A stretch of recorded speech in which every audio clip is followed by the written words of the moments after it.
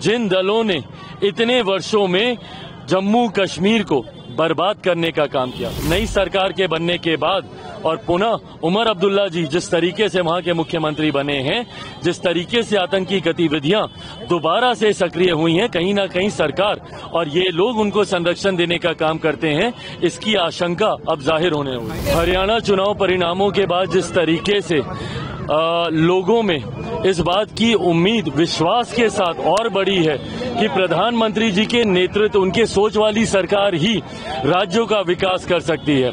ऐसे में विपक्ष जिस तरीके से हरियाणा में हारा, उससे बड़ी हार की ओर अग्रसर होगा झारखंड में।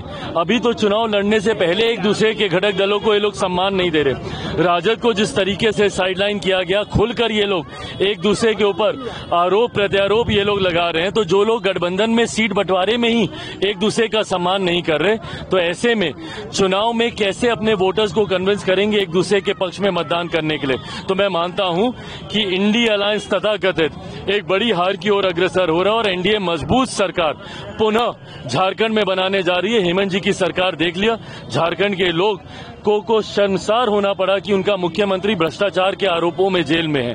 तो ऐसे में एक मजबूत एनडीए की सरकार अब झारखंड में बनने जा रही है। बिहार में भी चुनाव होने वाले हैं, उपचुनाव क्या रहेगा, नतीजा क्या आकलन है? मुझे पूरा विश्वास है कि एनडीए की सरकार, एनडीए की जीत इन चारों सीटों पर, उपचुनाव जो बिहार में 4 जगह पे होने जा रहे हैं उसमें भी होगी।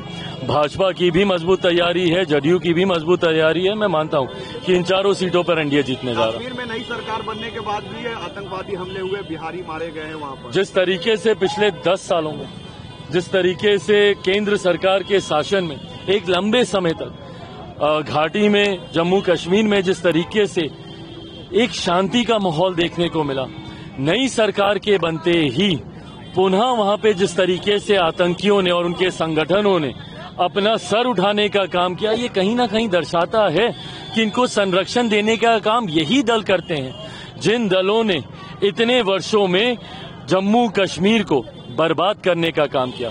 पिछले कुछ समय तक जब तक केंद्र का शासन वहां पर रहा, परिस्थितियों में सुधार आया, पर आज नई सरकार के बनने के बाद और पुनः उमर अब्दुल्ला जी जिस तरीके से वहां के मुख्यमंत्री बने हैं, जिस तरीके से आतंकी गतिविधियां दोबारा से सक्रिय हुई हैं, कहीं ना कहीं सरकार और ये लोग उनको संरक्षण देने का काम करते हैं, इसकी आशंका अब जाहिर होने हुई।